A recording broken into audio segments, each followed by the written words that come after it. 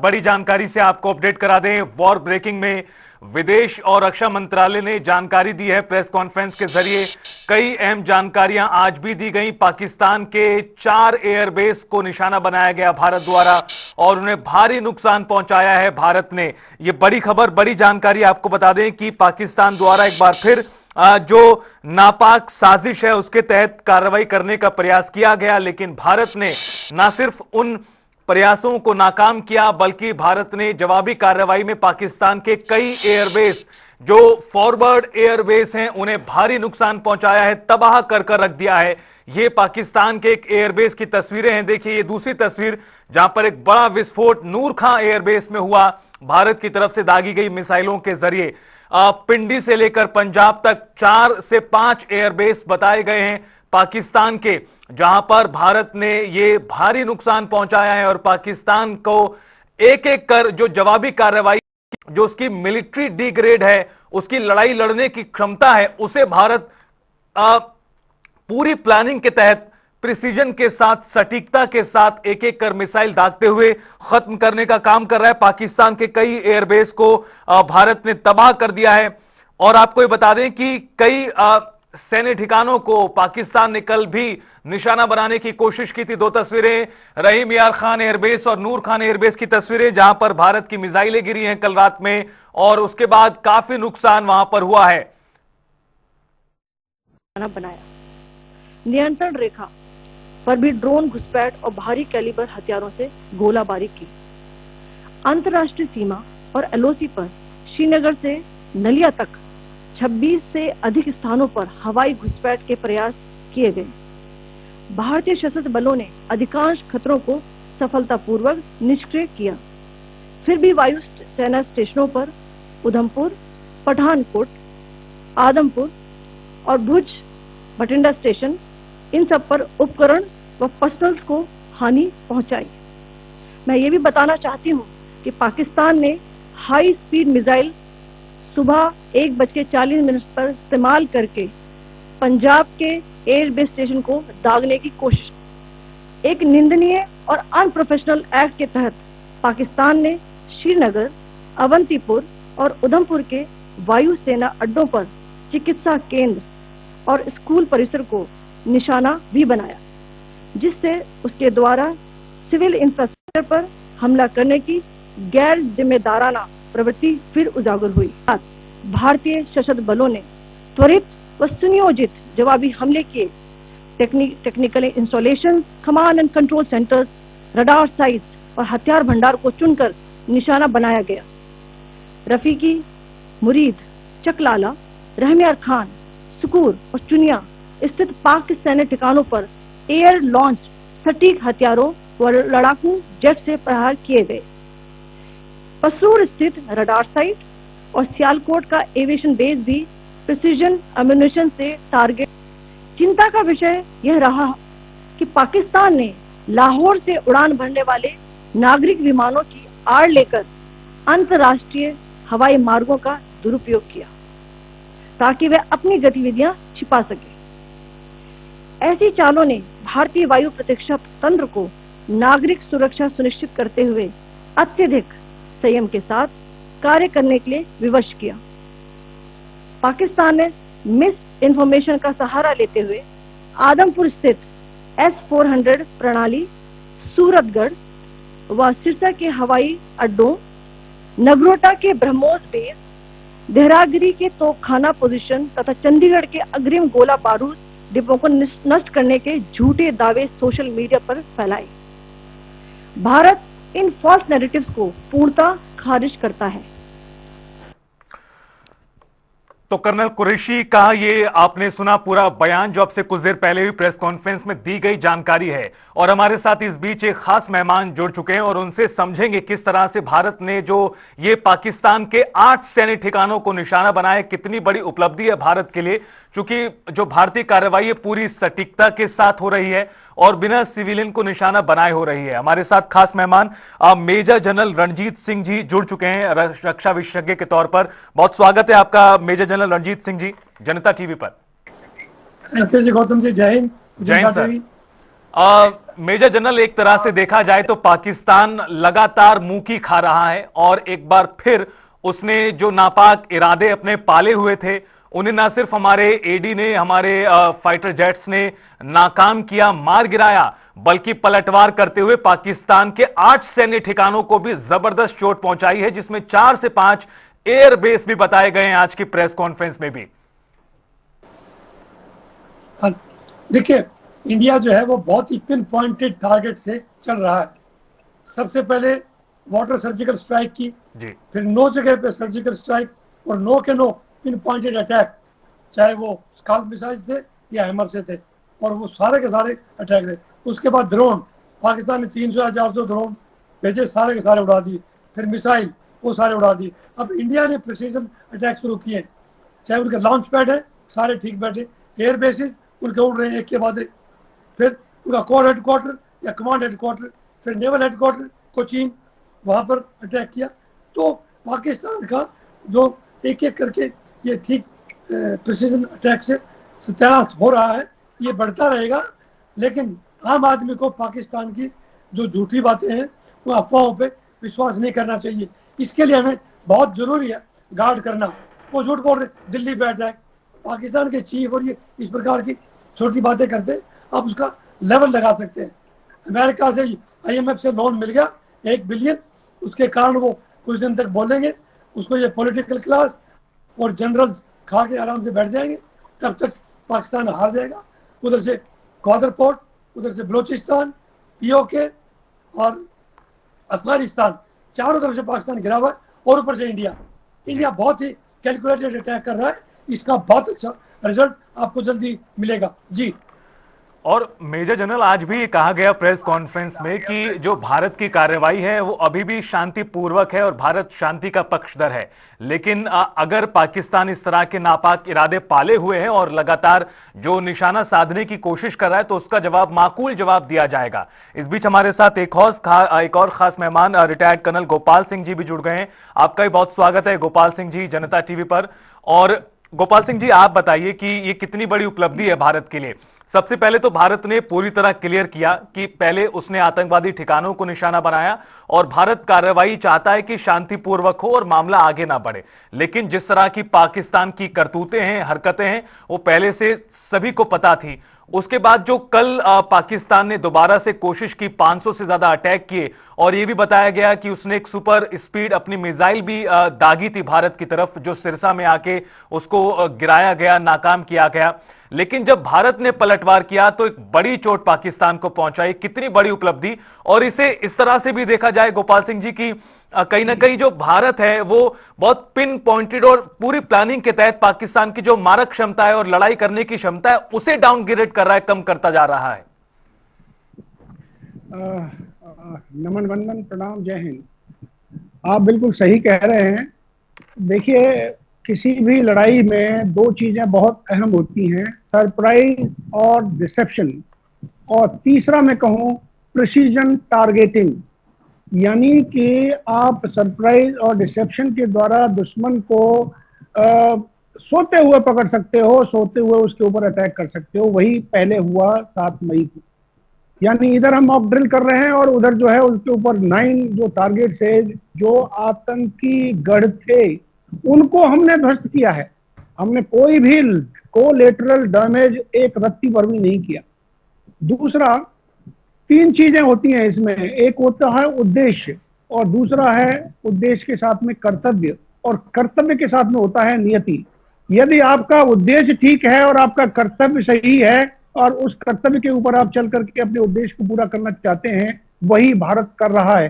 क्या नियति में पाकिस्तान की होगा वो आगे आने वाला समय बताएगा। अब एक बातें जो आपने कही है कि हमारा जिस प्रकार से कार्रवाई पाकिस्तान कर रहा है, यानी 7 मई को हमारा हमला हुआ, हमले के बाद में उन्होंने कार्रवाई की, उसके बाद में फिर हमने एक ही झटके में उनके सर्विलेंस सिस्टम को ध्वस्त किया गया। उसके बाद अभी कल उन्होंने 500 से ज्यादा ड्रोन हमारे यहाँ भेजे, उनको सबको ध्वस्त किया गया। आप समझिए कि उनके यहाँ पर पॉलिटिक्स, राजनीति में आप देखिए, उनके प्रधानमंत्री जी, उनके डिफेंस मिनिस्टर, उनके फॉरेन मिनिस्टर, उनका chief of the army staff, कहीं नजर नहीं आते, और जो आते हैं तो किसी के अंदर कोई तालमेल नहीं है। उसके वाजिब आप देखिए भारत के अंदर एक एक मीटिंग जो है जिसके अंदर सारे हमारे सेना के अध्यक्ष हैं, सीडीएस है, एनएसए डोभाल है, होम मिनिस्टर हैं, प्राइम मिनिस्टर के सामने पूरी सारी ब्रीफिंग डिटेल्ड प्लानिंग के साथ में कोई भी कार्रवाई यदि की जाती है, उस कार्रवाई के लिए डिटेल्ड स्ट्रेटेजिक प्लानिंग की आवश्यकता होती है। हर क्षेत्र में प्लानिंग के साथ में कार्रवाई की जा रही है और एब्सोल्यूट प्रिसीजन एग्जीक्यूशन जो हो रहा है, एब्सोल्यूट प्रिसीजन से उनका एग्जीक्यूशन किया जा रहा है। अब एक तमाम चीजें सामने निकल करके आ रही हैं कि वर्ल्ड बैंक ने उसको लोन दिया, 2.43 बिलियन देना था, लेकिन उसने कुल सैंक्शन किया। कल जो बंगा ने बात की है, जो उनके अध्यक्ष हैं वर्ल्ड बैंक के, उन्होंने कहा कि ये हम आपको दे रहे हैं, ये आपके आम जनता के लिए, आपके जमीन में जो फसल के लिए और उसके लिए मदद के लिए दे रहे हैं। लेकिन मुझे नहीं लगता कि जो जो पैसा दिया जा रहा है, ये पाकिस्तान इस पैसे को अपनी आवाम के ऊपर, अपनी उनके भले के लिए, अपने राशन पानी के लिए या उनके लिए खर्चा करेगा। ये हमारे खिलाफ हथियारों को लाने के लिए और हथियारों को इस्तेमाल के लिए इस्तेमाल करेगा। ये बहुत ही नापाक हरकत है पाकिस्तान की। और जिस प्रकार से जनरल रजीत साहब हमारे बहुत ही अजीज है और बड़े हैं और बहुत ही अनुभव हैं इनके पास में, इन्होंने सटीक कहा है कि हम जो भी कर रहे हैं बिल्कुल सटीक सोच समझ करके, बिल्कुल हर यानी टारगेट को लेकर के चल रहे हैं। अभी 7 स्टेप होते हैं फुल फ्लैश्ड वार के, अभी हम तीसरे स्टेप पर पहुंचे, 4 अभी बाकी हैं। आज के आप देखेंगे न्यूज में चल रहा है कि भाई वो बार बार कहते हैं हमारे पास में न्यूक्लियर बॉम्ब है। अरे न्यूक्लियर बॉम्ब श्रीमान पाकिस्तान झुंझुना नहीं है, इसको लेकर के बजाओ। शायद आपने तिरंगा पिक्चर नहीं देखी। तिरंगा पिक्चर के अंदर जब उनकी मिसाइलों के लिए था, तो उस वक्त वो हमारा जो यहाँ के ब्रिगेडियर साहब थे, तो ब्रिगेडियर साहब कहते हैं, अरे गुंडा स्वामी, आपके मिसाइल के सारे फ्यूज तो हमारे पास में, मिसाइल चलेगी कहां से? तो वही हाल इनका होने वाला है कि जो न्यूक्लियर बॉम्ब की धमकी दे रहे हैं, ये करेंगे वो करेंगे, सारा जो है बिल्कुल एक तरह से गीदड़ भपकी कहीं ना कहीं पाकिस्तान की है, जो उसको लगातार ये एक तरह से वो साबित कर रहा है। और कहीं ना कहीं मेजर जनरल उसके जो गुब्बारा है, जो उसकी सैन्य शक्तियों का, जिसका वो ठीकरा जो हमेशा एक तरह से बड़ाई करता था अपनी, कि हमारे पास इतने तरह के डिफेंस सिस्टम हैं, मिसाइल हैं, उनके सभी जो गुब्बारे थे वो एक एक कर भारत ने नेस्तनाबूद किए हैं। फिर चाहे वो पाकिस्तान भारत पर कर रहा हो मिसाइल हो जिनको नाकाम किया जाना, और उसके बाद पलटवार करते हुए भारत जब कार्रवाई करता है तो पूरी सटीकता के साथ, पूरे प्रिसीजन के साथ पिन पॉइंटेड टारगेट हो रहा है। ये कहीं ना कहीं पाकिस्तान को समझ आना चाहिए, लेकिन उसके बावजूद भी पाकिस्तान इस तरह से अपनी जो हरकतें हैं वो उसे जारी किए हुए है और लगातार जो एस्केलेट है इस पूरे मामले को वो करने की कोशिश कर रहा है। और कल की कार्रवाई भी यही दिखाती है मेजर जनरल। पाकिस्तान के पास या तो चाइना का जंग, मैं उसको जंग बताऊंगा जी, या दूसरा टर्की का, सॉरी ये बीच में इंटरप्शन आ रहा है, चाइना या टर्की, इन्हीं से ज्यादा सामान उसके पास है। चाइना का पूरा जंग आपने देखा है, कैसे उनके मिसाइल गिर रहे हैं, कैसे उनके ड्रोन गिर रहे हैं। सो देयरफॉर चाइना का कोई भी हथियार टेस्टेड नहीं आज तक, क्योंकि चाइना ने कोई लड़ाई ही नहीं लड़ी है। हमारा रोज हम फाइट कर रहे हैं। सो देयरफॉर हमारा जो घर का बना हुआ है वो बढ़िया है। बाहर से हमने मंगाया S-400, वो टेस्टेड है। रशिया का रफाल टेस्टेड है, इजराइल का स्कार्प मिसाइल टेस्टेड है। तो हमने जहाँ जहाँ अटैक किया है वो पिन पॉइंटेड अटैक किए हैं। पाकिस्तान अफवाहें फैलाता रहेगा, हमने दिल्ली पर अटैक कर दिया, हमने वहां कर दिया। सिरसा का अटैक मैंने अभी बात की सिरसा की, उसको हवा में उड़ाया है और वो जो पार्ट्स गिरे हैं उसको एयरफोर्स ने उठा लिया। बदबू आई है, थोड़ी सी बदबू तो आएगी। तो हम पूरा 100% उसके मिसाइल्स को तबाह कर रहे हैं। तो हमारे तो बहुत स्थितिक निशाना है, जैसा कल गोपाल ने बताया। और हम पूरे पिन पॉइंटेड चल रहे हैं, स्केल बाय स्केल चल रहे हैं। ऐसा नहीं है फुल स्केल वार एकदम छेड़ा है। पाकिस्तान घुटनों पे आएगा और आने वाला है। Just matter of 2-3 days. अफवाहें नहीं सुननी चाहिए हमें। जी बिल्कुल। और ये भी जिस तरह से पाकिस्तान द्वारा जो छद्म युद्ध एक तरह से वो लड़ रहा है, खुलकर तो लड़ नहीं पा रहा, और यही कारण है कि वो झूठी खबरें भी प्रचारित कर रहा है। और इसकी भी आज एक तरह से पोल कॉन्फ्रेंस में लगातार खोली जा रही है। लगातार चौथे दिन आज प्रेस कॉन्फ्रेंस की गई और उसमें कर्नल गोपाल ये भी बताया गया कि किस तरह से पाकिस्तान जो है उसके इरादे कितने ज्यादा नापाक हैं। वो सिविलियन की आड़ में अपने एयर ट्रैफिक को खोलकर ही अटैक कर रहा है ताकि भारत पलटवार ना कर पाए और भारत कार्रवाई ठीक से ना कर पाए। यह भी उसकी मंशा को कहीं ना कहीं साफ तौर पर दिखाता है कि उसको किसी की भी फिक्र नहीं, अपने आम नागरिक की भी फिक्र नहीं। और यही कारण है कि अपने उसने एयर ट्रैफिक को खोला हुआ है, वहां पर अंतर्राष्ट्रीय उड़ानें उड़ रही हैं। आप बिल्कुल सही कह रहे हैं कि पाकिस्तान हर बार नापाक इसने हरकत की है। मैं थोड़ा सा बैकग्राउंड में जाकर के दो मिनट में बताने की कोशिश करूंगा। 1947-48 के अंदर इन्होंने लड़ाके भेजे जम्मू एंड कश्मीर में, उनको ध्वस्त किया, उनको भगाया, यहाँ से तोड़ करके भेजा। तो उसके 1965 में लीजिए, 1965 में हमें यानी इनको इतनी बुरी तरीके से हराया। उसके बाद में जो उरी का जो हमारा जो पास है वो हमारे पास में था, और ताशकंद एग्रीमेंट के अंदर यदि उसको नहीं दिया होता तो आज स्थिति कुछ और ही होती। अब आप 1971 की लीजिए लड़ाई, 1971 में 93,000 प्रिजनर्स हमने बनाए हैं और वो भी शिमला एग्रीमेंट के तहत उनको तो भेज दिए गए। भारत इतना शांतिप्रिय देश है, हर तरीके से वसुधैव कुटुंबकम की भावना से चलता है, और उस वक्त भी किसी भी सैनिक के साथ में गलत कार्रवाई नहीं की गई। जब सैम मानेकशॉ ने उनके सूबेदार मेजर के कंधे पर हाथ रख करके पूछा कि साहब बताइए खाना पीना सब कुछ ठीक ठाक मिल रहा है, तो उसके सूबेदार मेजर ने क्या कहा था? सैम मानेकशॉ से कहा, साहब हमारे यहाँ के जो हमारे अधिकारी हैं, यदि अधिकारी भारत के अधिकारी हमें दे दिए जाते तो हम कभी भी नहीं हारते। ये भारत की शक्ति है, सेना की शक्ति है। अभी बात आते हैं कि ये इनका जो प्रोपेगेंडा सिस्टम है। आप बताइए भारत यहाँ से मिसाइल अफगानिस्तान में छोड़ेगा? कमाल की बात करते हैं, किस बुद्धि से बात करते हैं? शायद इनके पास में बुद्धि धीरे धीरे खत्म ही होती है या है ही नहीं। उसको इस्तेमाल करके ये किस प्रकार से अपने आवाम को बताना है। आवाम के पास में खाने के लिए अनाज नहीं है, उनके पास में सब्जी नहीं है, दाल रोटी नहीं है, वो भूखे मर रहे हैं, उनके लिए कुछ करना चाहिए। अब ये $1 बिलियन इनको मिल रहा है या उसको इसमें इस्तेमाल करेंगे हमारे खिलाफ? अरे क्या करना चाहते हो भाई? आप जब जम्मू एंड कश्मीर के अंदर देखिए, जम्मू एंड कश्मीर इतना बढ़िया तरीके से अभी आर्टिकल 370 हटने के बाद में हुआ है। वहां की एक और बात मैं आपको बताना चाहता हूँ, 1987 में जिस वक्त जियाउल हक की सरकार थी, वहां पर जियाउल हक ने ऑपरेशन टॉपेक लॉन्च किया था। उस ऑपरेशन टॉपेक के 4 फेज थे। पहला फेज कि सिविलियन के ऊपर अटैक करो, 2-4 उनको मारिए। दूसरा फेज वहां के ऑफिशियल जो गवर्नमेंट ऑफिशियल थे उनको मारिए। तीसरा था सेना की कॉन्वॉय के ऊपर अटैक करिए। और चौथा था कि वहां पर मिलिट्री यानी इंस्टॉलेशन के ऊपर या मिलिट्री हेडक्वार्टर्स के ऊपर अटैक करिए।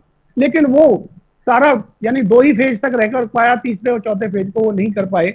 और उन्होंने कोशिश की कि किसी तरीके से हमारे जवान हैं जम्मू एंड कश्मीर के, उनको बरगला करके मिलिटेंट एक्टिविटीज में पाला जाए। और वहां पर कहीं ना कहीं हमारे यानी पॉपुलेशन का भी कुछ कहना नहीं चाहिए, लेकिन आप सभी जानते हैं कहीं ना कहीं कुछ ना कुछ साथ था। अभी आर्टिकल 370 हटने के बाद में कितना अच्छा यानी वहां पर डेवलपमेंट हो रहा है, आपकी रेलवे लाइन पहुंच रही है। बिल्कुल। और कर्नल गोपाल सिंह जी, यही कारण भी कहीं ना कहीं नजर आता है कि पाकिस्तान जिस तरह से बौखलाया हुआ है, हमारे लोग जो गए हैं, और उसको यही चीज उसको सबसे ज्यादा अखर रही है कि आखिरकार किस तरह से जम्मू कश्मीर तरक्की कर रहा है, वहां पर पर्यटकों की संख्या करोड़ों में पहुंच रही है। और इसी के बाद ये पूरा मंसूबा जो उसका था वो एक तरह से सामने आया है। मैं लौटूंगा आपके पास, एक बार फिर से रुख करते हैं मेजर जनरल रणजीत सिंह जी का। रणजीत सिंह जी, जो कार्रवाई भारत ने पलटवार करते हुए कल की है, जिसमें यह बताया गया है कि 8 सैन्य ठिकानों को नुकसान पहुंचाया है, भारत ने तबाह कर दिया है, जिसमें कई उसके फॉरवर्ड मिलिट्री बेस हैं, एयर बेस हैं, रफीकी एयरबेस, मुरीद एयरबेस, चकलाल रहमयार खान एयरबेस, इसके अलावा सुक्कूर एयरबेस, चुनिया सैन्य ठिकाना, Pasrur radar, Sialkot aviation base, इससे पहले उसका आवाक्स लाहौर में एयर डिफेंस सिस्टम। जो भारत ये कार्रवाई कर रहा है चुनिंदा तरीके से, इससे भारत को कितनी उपलब्धि होगी और पाकिस्तान को कितना चोट पहुंचाई जा रही है जो उसे आगे भी याद रहेगी? देखिए, मैं आपको शुरू से बताना चाहता हूं। आप देखिए, सबसे पहले स्ट्राइक वाटर पे की, पहले पानी सुखा दिया, फिर फ्लड पूरा खोल दिया ताकि वहां से टैंक अगर चलाना चाहे तो टैंक भी ना लग सके, फ्लड आगे पूरे पाकिस्तान। सेकंड से लॉन्च पैड पे हमने अटैक करना चाहे, वो लॉन्च पैड ध्वस्त किया है। एयर बेसिस पे हमने अटैक किया, वो सारे कामयाब हुए। फिर कोर हेडक्वार्टर पे हमने हमने सिविलियन पॉपुलेशन कहीं भी टच नहीं की, कोर हेडक्वार्टर या कमांड सेंटर या एयरबेस, उनको हमने टच किया, वो उनको डिस्ट्रॉय किया। और अभी लेटेस्ट जो भी न्यूज़ में भी आ रहा है, रहीम यार खान, नूर खान एक्सेट्रा, वो एयरबेस है, उनको डिस्ट्रॉय किया है। तो इंडिया की जो सारी की सारी स्ट्राइक्स हैं वो पिन पॉइंटेड है, नपी तुली है। वो फुल स्केल अगर वॉर किया तो वो पाकिस्तान एक दिन में ही घुटने टेक देगा, ऐसी बात नहीं है।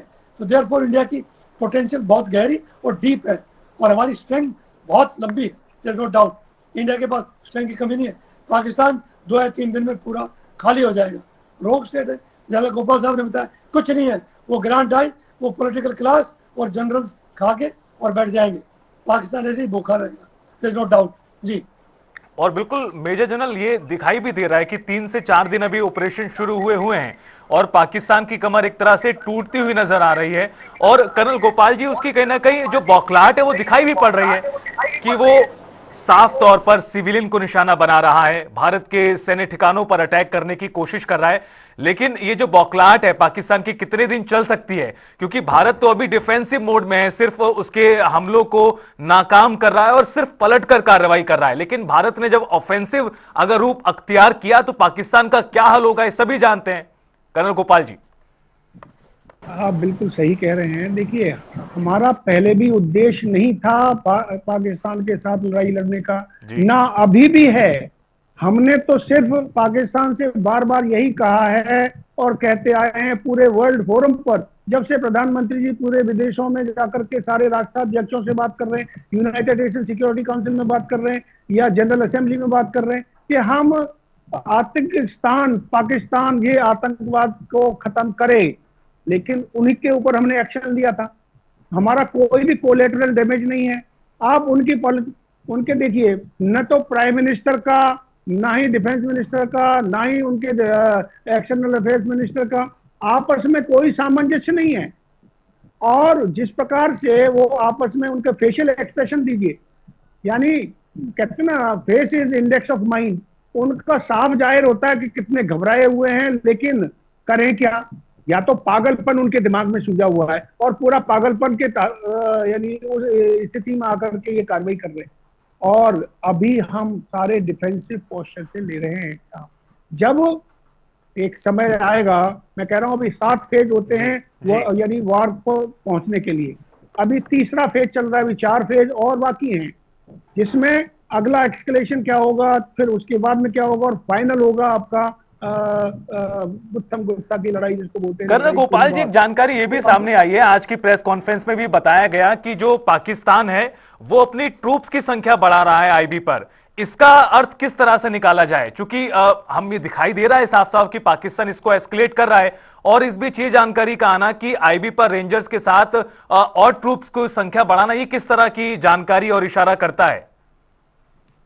ये बिल्कुल साफ जाहिर है, पहले की उसको दिखाई दे रहा है कि भाई हमारे अभी पहले एक बेबी हुआ था, बच्चा हुआ था, अभी 4 बच्चे होने वाले हैं जी। तो 4 होंगे तो कैसे होंगे, तो इसलिए हमें अपने आप के, अभी तो ऑफेंसिव में थे वो, अब वो डिफेंसिव में आने के लिए तैयार हैं, तो इसलिए अपनी फौज को आगे बढ़ा रहे हैं। हमारे प्लान्स बिल्कुल साफ हैं, हमारे प्लान सारे एग्जीक्यूशन करने के लिए तैयार हैं। लेकिन हम अब भी कह रहे हैं कि पाकिस्तान माफी मांग ले, अपने आप को बोले कि भैया मोदी साहब हमें माफ करो, हम आतंकवाद को बिल्कुल खत्म कर देंगे, तो आगे कोई कार्रवाई नहीं होगी। और यदि नहीं मानते, वार को एक्सकलेशन करने की, यानी उस लेवल तक पहुंचने की कोशिश करेंगे, तो अभी तो इन्होंने अपने पैर को कुल्हाड़ी पे मारा है, अभी आगे अपने सिर को कुल्हाड़ी पे मारेंगे। वो स्थिति आने वाली है यदि ये अभी नहीं सुधरे तो। बिल्कुल। और मेजर जनरल, ये भी एक तरह से नजर आ रहा है कि जो पाकिस्तान है वो लगातार जो उसने गड्ढा खुद बनाया हुआ है उसमें एक एक कर और गहराई में जा रहा है, और उसको ये बात दिखाई भी दे रही है। लेकिन पाकिस्तान की जिस तरह की बसावट है, झूठ की बुनियाद पर टिका हुआ है, सभी मानते हैं, सभी जानते हैं, और वो इस बात को स्वीकार करने नहीं दे रही। लेकिन जिस तरह से भारत ने प्रिसीजन के साथ सभी अटैक किए और सभी आम नागरिक को निशाना नहीं बनाया, लेकिन अब भारत ने वहां के मिलिट्री बेसिस को, सैन्य ठिकानों को भी निशाना बनाना शुरू कर दिया है, और ये दिखा रहा है कि पाकिस्तान को माकूल जवाब दिया जाएगा। अगर एस्केलेट नहीं किया, हम्म। ऐसे ही चलता रहा, तो भी इंडिया पिन पॉइंटेड अटैक करता रहेगा। लेकिन अगर पाकिस्तान ने थोड़ी सी हिमाकत और की, तो आप देखना इंडिया का अगला अटैक कैसे होगा। कोई टीवी पर बात करने की जरूरत नहीं है, जी। पहले इंडिया को अटैक करने दो, उसके बाद बात करेंगे तो जी। अच्छा होगा। इंडिया के, जैसे मैंने कहा, बहुत डेप्थ है, आर्मी नेवी एयरफोर्स की बहुत जबरदस्त ताकत है, इक्विपमेंट बहुत ही लेटेस्ट है हमारे पास। पाकिस्तान के पास कुछ नहीं है, सारा पैसा जो भी है वो पॉलिटिकल क्लास या मिलिट्री जनरल्स खा के दूसरे देशों जी। में बैठ जाते हैं। सो देयरफॉर पाकिस्तान नहीं टिक सकता, देयर इज नो डाउट। और ऊपर से हथियार उनके पास है ही नहीं, चारों फ्रंट खुले हुए हैं, बलोचिस्तान वाला, सिंध वाला, अफगानिस्तान वाला, पख्तूनवा वाला, पीओके वाला, कहाँ लड़ेगा। और असली इंडिया है तो उसके पास कुछ नहीं है। वो अभी, जैसे वो गोपाल साहब ने कहा था, 1-2 दिन में बैठने वाला है, या माफी मांग लो, अच्छा है, अदरवाइज मार खाएंगे। नहीं तो FATF में इसको ब्लैकलिस्ट करना चाहिए एज ए रोग स्टेट को। ये कोई कंट्री नहीं है, और वैसे भी टूटने वाला है।